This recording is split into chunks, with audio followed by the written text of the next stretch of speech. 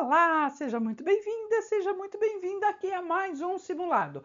E hoje a gente vai fazer um simulado teórico de questões variadas. Aí vamos responder várias questões de vários assuntos para ver como é que as bancas vão cobrando esses assuntos, né? Todos da área de educação. Bora lá! Nossa primeira questão, ó, 2023, Banca FAO, Prefeitura de Imbituva. É isso aí, Imbituva, lá no Paraná, prova para professor do ensino fundamental, anos iniciais. Professor de primeiro ao quinto, né? PEB 1, enfim, ó. Os 4 pilares da educação são conceitos de fundamento da educação baseados no relatório para a Unesco da Comissão Internacional sobre Educação para o século XXI, coordenada por ninguém menos do que Jacques Delors. Então, o relatório que aponta para a importância da educação ao longo da vida traz a discussão dos 4 pilares fundamentais da educação. Quais são esses, né? Está perguntando aqui exatamente isso. Quais são esses pilares fundamentais da educação apontados lá no relatório da Unesco para a educação, né? Redigido, coordenado por Jacques Delors. A. Aprender a conhecer, aprender a fazer, aprender a viver juntos e aprender a ser. B. Aprender a se comunicar, aprender a fazer, aprender a viver juntos e aprender a ser. Aprender a conhecer, aprender a trabalhar, aprender a viver juntos e aprender a ser. Aprender a conhecer, aprender a fazer, aprender a estudar e aprender a ser. E aprender a conhecer, aprender a fazer, aprender a viver juntos e aprender a estar. E aí, o que você se lembra do relatório da Unesco, que é assunto ainda, né? Olha só, 2023, né? É assunto ainda e super atual, o relatório Jacques Delors. E aí? Te dá aí uns minutinhos para você ir eliminando aí algumas questões, algumas alternativas.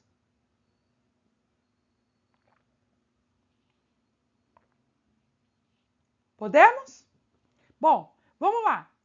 Aprender a conhecer está no relatório? Muito bem, está no relatório. Então, esse aqui também tá, esse aqui também tá e esse aqui também tá, né? Então, aprender a conhecer, ok. Aprender a fazer está no relatório? Está, né? A gente vai aprender a conhecer, aprender a fazer, tá? Então, olha, aprender a fazer também está. Aprender a fazer, ok, e ok. Tudo certo até agora, né? Aprender a conhecer, aprender a fazer, né? Que é o mais ligado ao cognitivo, o mais ligado aos procedimentais, né? A fazer, eu tenho aí um conteúdo procedimental. E aprender a viver juntos, isso tá ou não tá lá no relatório Jacques Delors?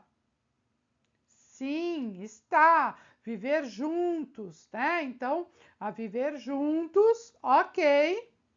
Tá lá no relatório. E aprender a ser, tá ou não tá? Né? Aprender a ser, a se portar, a compartilhar, né? Ali, a se compartilhar questões tanto na vida social quanto na vida acadêmica, né? Então, sim, aprender a ser faz parte, né, do relatório Jacques Delors, né, como os pilares, né, os 4 pilares. Então, e tem gente que alterna isso, né, fala aprender a ser, aprender a viver juntos. Antigamente era tratado como conviver, né, ó, conviver. Tá? Viver juntos é aprender a conviver, aprender a fazer e aprender a conhecer, né? Então, beleza. Até aí, tudo bem. Então, ao que tudo indica, é nossa alternativa A, né? Vou até assinalar aqui, mas vamos ver as outras. Olha, aprender a se comunicar. Isso aqui é uma habilidade muito importante, mas que infelizmente não consta lá no relatório Jacques Delors. Então, a alternativa aqui já está invalidada, tá? Embora o aprender a ser aqui, ok, também, né? Vamos lá. C. Aprender a conhecer, ok? Aprender a trabalhar. Ora, a gente vai na escola para aprender a trabalhar?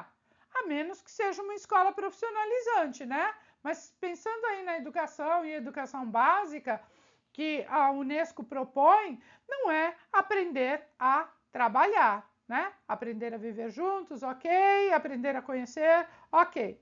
Então, também não é a alternativa C. D.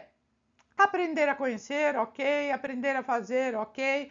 Aprender a estudar e aprender a ser. Aprender a estudar é uma habilidade, é uma competência que precisa ser desenvolvida. Aprender a estudar, né? Aprender a se virar sozinho no mundo acadêmico ou fora do mundo acadêmico, seja como uma pessoa autodidata, ok, mas não faz parte dos 4 pilares da Unesco. Então, aprender a estudar é algo que vai se desenvolver dentro das escolas, né? Os professores precisam trabalhar com essa questão, mas não faz parte lá dos 4 pilares da Unesco. Belezinha? Depois, aí, aprender a conhecer, aprender a fazer, viver juntos é aprender a estar. Estar. Estar aonde? Estar como? Estar, né? Também não faz parte lá do relatório da Unesco. Portanto, a nossa alternativa correta, sem sombra de dúvidas, é a alternativa A. Tudo certinho? Gabaritou comigo? Bora lá fazer a 2? Vamos lá, nossa segunda questão, 2022, Prefeitura de Fortaleza, para professor substituto na área de pedagogia. Leia os itens abaixo. O processo didático efetiva a mediação escolar de objetivos, conteúdos e métodos das matérias de ensino. Quem disse isso foi Libânio. A didática descreve e explica os nexos, relações e ligações entre o ensino e a aprendizagem. Investiga os fatores codeterminantes desse processo. Quem disse isso foi Libânio. Assinale a opção correta. Os itens 1 e 2 estão corretos, apenas o item 1, apenas o item 2, e os itens 1 e 2 estão incorretos. Olha, cuidado, hein? Aqui tá incorretos. Presta atenção, pra você não cair aí numa pegadinha, hein? Pensa aí uns minutinhos, uns segundinhos, né? Minutinhos não dá tempo, mas pensa aí uns segundinhos. Vamos lá? Bom, se a gente tem em mente a questão de didática para Libânio, né? E sim, né? Que esse processo didático ele vai fazer a mediação, né? Vai mediar os objetivos, os conteúdos, os métodos, os recursos, as matérias, né, os conteúdos. Sim, né, esse processo didático, sim, faz essa mediação. Então, o item 1 está correto. Se está correto, olha, eu já elimino o item D, que fala aqui que os itens 1 e 2 estão incorretos. Isso aqui não é uma verdade, porque o 1 está certo. E eu elimino a C, porque apenas o item 2 está correto? Não, porque eu já vi que o 1 está certo, ok? E aí eu tenho apenas o 1 e o 2. Vamos lá. A didática descreve e explica, então vai descrever e vai também explicar o quê? Os nexos, as relações, as ligações entre elementos, né? Entre o quê? Entre o ensino e a aprendizagem, ou seja, é o processo ensino e aprendizagem. E ela também investiga os fatores codeterminantes, ou seja, quais são os fatores que tanto para um lado quanto para o outro vão participar aí do sucesso do processo de ensino e aprendizagem. Então, isso está correto também, né? A didática, sim, ela vai descrever as ações e ela vai explicar e ela vai investigar e entender quais são os elementos e os fatores e os coadjuvantes, né? Tanto o protagonista quanto os coadjuvantes desse processo de ensino e aprendizagem. Portanto, 1 e 2 estão corretos. Nossa alternativa é a alternativa A. Novamente, tá gabaritando comigo? Ah, assim que eu gosto, hein? Bora lá fazer o 3. Terceira questão, deixa eu pegar aqui, ó. Terceira questão, 2022, desculpa, 2021, Banca FEPESE, Prefeitura de Araranguá, lá em Santa Catarina, professor 3, ensino fundamental e infantil. Identifique abaixo as afirmativas verdadeiras e as falsas sobre avaliação qualitativa comprometida com a aprendizagem processual. Então, uma avaliação qualitativa e que é processual. Estou falando aqui do quê? De uma avaliação formativa, né? Ela é qualitativa, ela vai olhar para a qualidade, não para a quantidade, ela não vai mensurar, né? Enfim, vamos lá. A avaliação qualitativa configura-se a partir das ideias de mérito, julgamento e recompensa. Segunda frase, avaliar como tarefa docente mobiliza corações e mentes, afeto e razão, desejos e possibilidades. E aí, tá certo ou tá errado?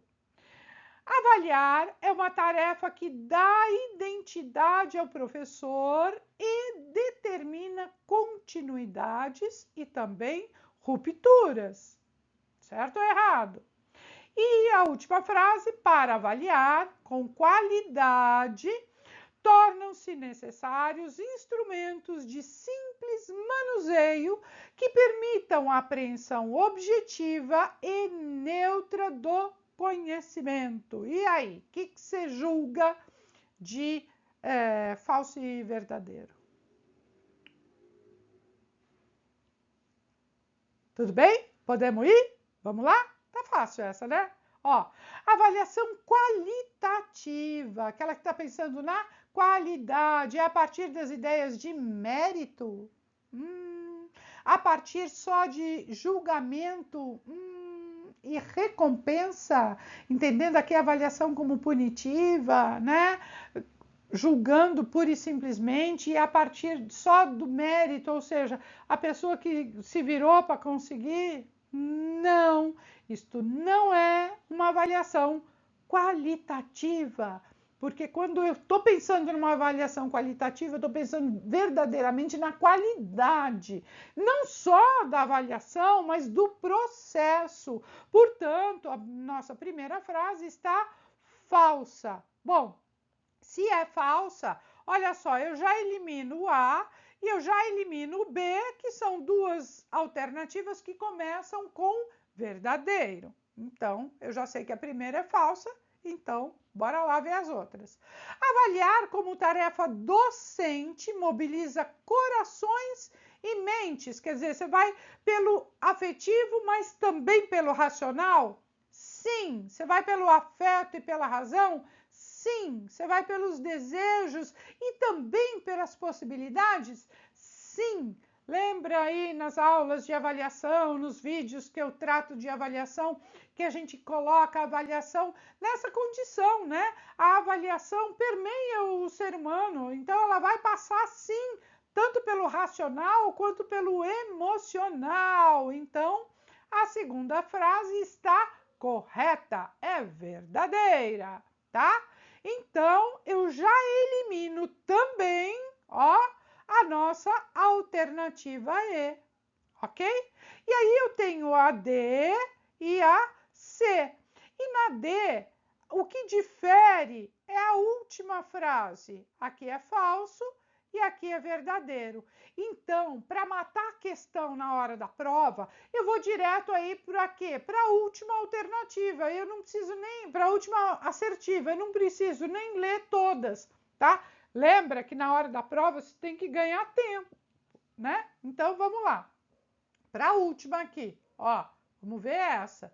Para avaliar com qualidade, tornam-se necessários instrumentos de simples manuseio que permitam apreensão objetiva e neutra do conhecimento. Ora, se eu estou falando de qualidade, um instrumento simplesinho vai dar conta? Claro que não, né? Vai ter que ter uma complexidade, porque eu vou ter que olhar vários fatores, muitas variáveis, então não é algo de um simples manuseio, né? E eu vou ter que ter uma visão subjetiva e não só objetiva e neutra, onde já se viu ter uma questão neutra na avaliação, isso não existe. Portanto, a última assertiva é falsa. Sendo falsa a última assertiva, eu já sei que esta aqui é verdadeiro, tá? E aí, na prova, ó, bora resolver outra questão, tá? Porque você já eliminou isso aqui, ok? Mas como aqui a gente está estudando, nós vamos ver se realmente essa assertiva é verdadeira. Olha, avaliar é uma tarefa que dá identidade ao professor. Sim, dá identidade ao professor, porque faz parte da tendência pedagógica com a qual ele se identifica. Então, sim, dá identidade ao professor, determina continuidades, mas também determina aonde ele para, quais são as rupturas. Belezinha? Então, estando correta as duas assertivas do meio e as duas, né, a primeira e a última, equivocadas, nossa alternativa da questão 3 é a alternativa D, te está dando tudo certo. Bora lá resolver mais uma. Olha aí, essa questão é de 2022, Instituto Consuplan, Prefeitura de Jequié, lá na Bahia, ó, professor para língua portuguesa.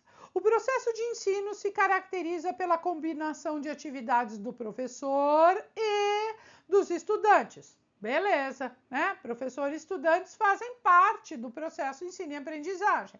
O direcionamento a esse processo está associado com o planejamento pelo professor no desenvolvimento das aulas, envolvendo, né, o quê? A definição de objetivos, a seleção dos conteúdos e os métodos de ensino, ou seja, quais as metodologias ali que vão ser utilizadas, tá? Quem disse isso foi Libânio. Bom, existem variadas maneiras de classificar os métodos de ensino. Então, está falando aqui, olha, de classificação dos métodos de ensino. E, por sua vez, cada método tem técnicas que lhe são mais ajustadas, né? Cada método vai ter ali um tipo de técnica que vai casar, vai fazer, né, um combinado perfeito. Diversos autores os classificam em individualizado, socializado, socio-individualizado, tá? São três técnicas, né, três métodos que têm aí essas técnicas respectivas. Considerando o método socializado, ó, estamos pensando no socializado, então é alguma coisa que não é solo, né? É socializado. Ah? Ó, identifique-o entre as alternativas a seguir. Aula expositiva. B. Estudo de caso. C. método de projeto e D, método de solução de problemas. E aí, te deixar aí uns minutinhos para você pensar.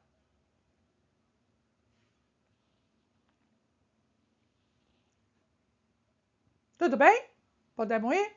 Olha, vou fazer aqui algumas considerações. Primeiro, quando a gente está considerando aí o que o Libânio fala a respeito de didática, a gente tem que ter clareza de que os métodos de ensino vão ter aí uma classificação, né? Exatamente como está posto aí na questão, né? Esses métodos, eles vão ser classificados de acordo com as próprias características, né? Também dos estudantes, mas também e principalmente com aspectos externos. Por exemplo, o método do professor pode ser um método de trabalho independente, ou seja, pode ter aí tarefas dirigidas e orientadas pelo próprio professor, né? Para que aí os estudantes resolvam as questões de uma maneira independente, né? E que eles possam usar ali a criatividade, utilizando também uma forma possível das próprias habilidades e competências de cada um, por isso, de uma maneira independente, né? Tem também um método de uma elaboração, né? De uma resolução conjunta, né? Conjunta por quê? Porque vai ter aí uma atividade tanto do professor quanto do estudante, não só de um e de outro, né? Mas dos dois, né? Participando do processo para desenvolver aí novos conhecimentos, para desenvolver habilidades e principalmente para que haja ali um diálogo, uma comunicação entre professor e estudantes, de modo que desenvolva sempre e estimule o raciocínio, né, o pensamento. Tem também um método de trabalho em grupo, né? Por que em grupo? Em grupo, porque ele vai distribuir ali, por exemplo, temas, né, que podem ser iguais ou não, né, de acordo com os grupos podem ser fixos ou os grupos podem variar, mas nos grupos há sempre a colaboração dos estudantes entre si, realizando ali alguma tarefa, né, realizando ali ou resolvendo as questões, tá? Bom, dito tudo isso, agora ficou fácil de matar a questão, né? Vamos lá? Olha, existem variadas maneiras de classificar os métodos de ensino. Por sua vez, cada método tem técnicas, né, que são ajustadas, ou seja, para cada método vou ter uma técnica que vai casar perfeitamente ali. Diversos autores classificam, né, individualizado, socializado e sócio-individualizado, considerando o método socializado, ou seja, este aqui, olha, não é individualizado, é socializado, tá? Identifique de acordo com as alternativas. Bom, aula expositiva é que não é, né?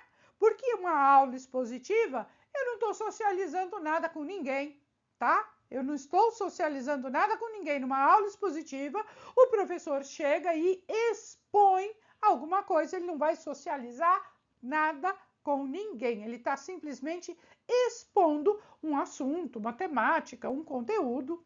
Ok, tá? B, estudo de caso. Estudo de caso, eu vou socializar? Vou, tá? Eu vou socializar um estudo de caso. Por quê? Um estudo de caso, além de tudo, a gente se envolve naquele caso. Você se coloca como protagonista daquela situação, daquela circunstância. Então, sim, isso tem tudo a ver né, com a socialização, com uma classificação de um método que seja socializado. Ok. Método de projeto pode ser socializado? Olha, vai ter gente que vai dizer que sim, mas pensa aqui comigo, Num projeto, a gente divide tarefas. Uma pessoa faz uma coisa, outra pessoa faz outra. Um se responsabiliza por um aspecto, o outro por outro. Não há uma socialização. Não há um eu me coloco no lugar do outro ou da situação para resolver isso. Várias pessoas vão trazer contribuições e isso não é um método socializado, também não é individualizado. Ele está mais para sócio-individualizado, né? Para uma sócio-interação. Então, método de projetos, não, tá? E método de solução de problemas.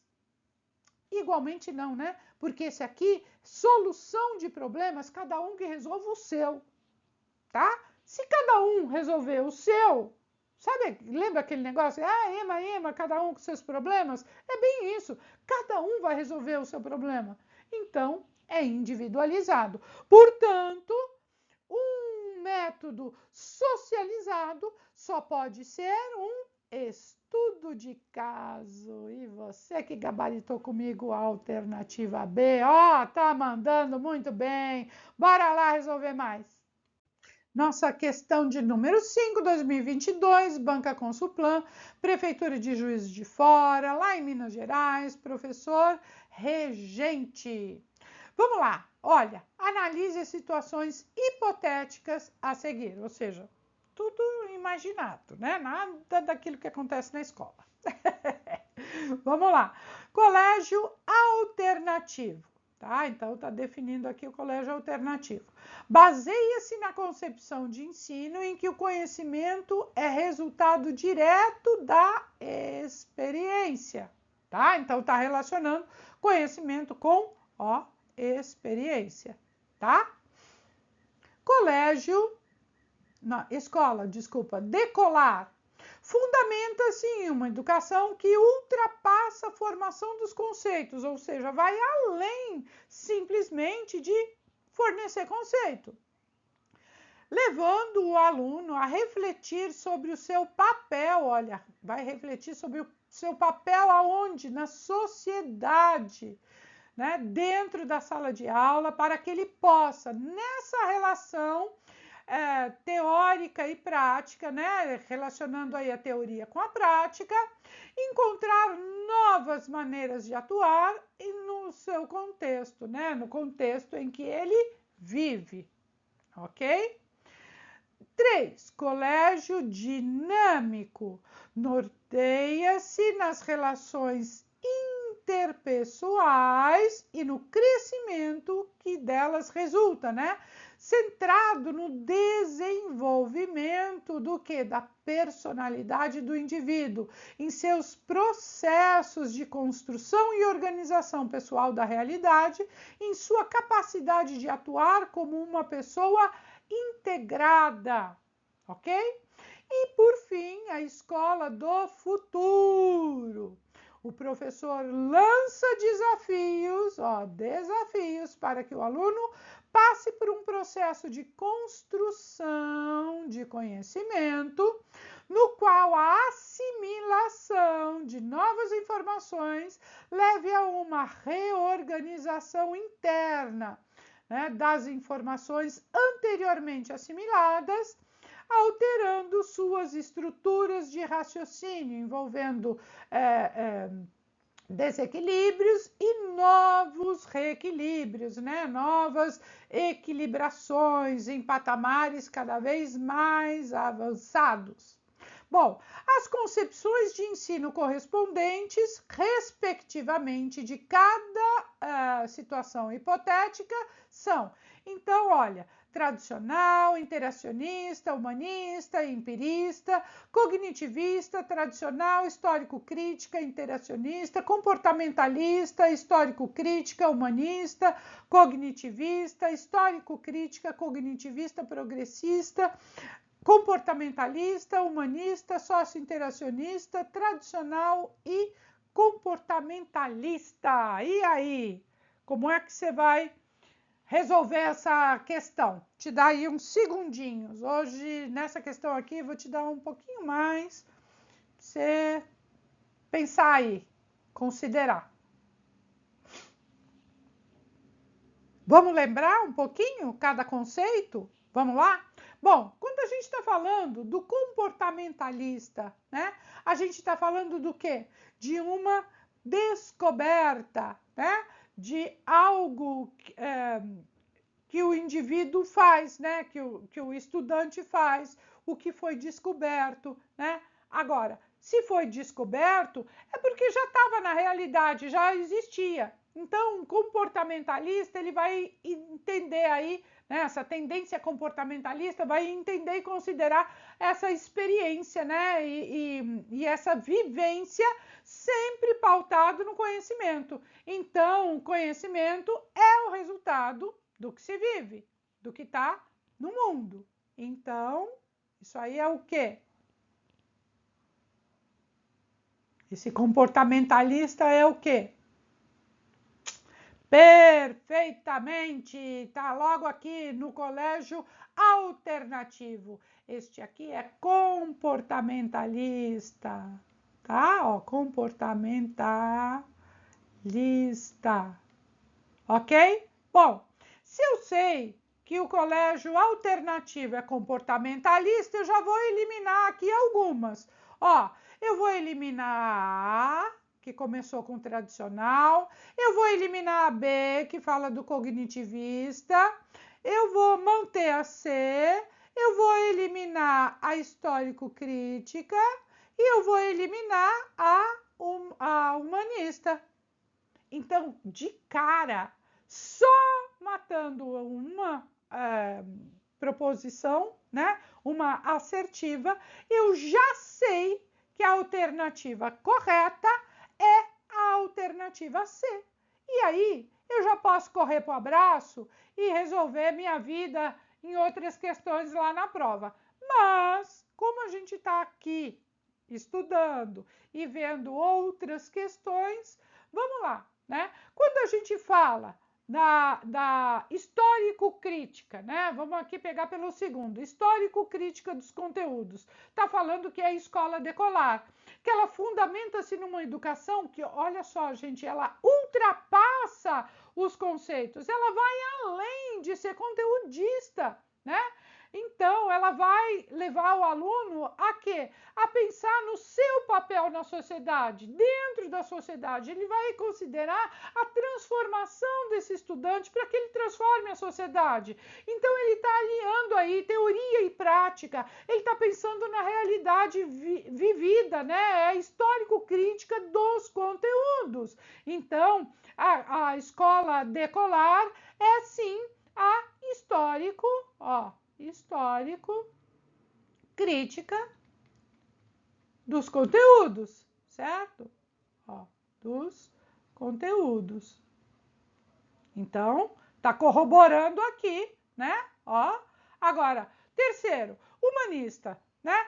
Terceiro colégio, que é colégio dinâmico, pelas relações interpessoais. Olha, só pela palavrinha interpessoais, eu já poderia considerar aqui como humanista. Por quê?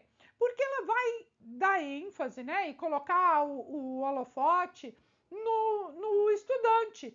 Ele é um protagonista ali desse conhecimento, dessa construção de conhecimento. Então, a ênfase aí desse crescimento vai estar centrado no quê? No desenvolvimento da própria pessoa, no desenvolvimento de outras características, não só do cognitivo, mas também características pessoais, características de personalidade, né, de traços da individualidade, para que ele possa atuar em sociedade, interagir com os outros estudantes, com o professor.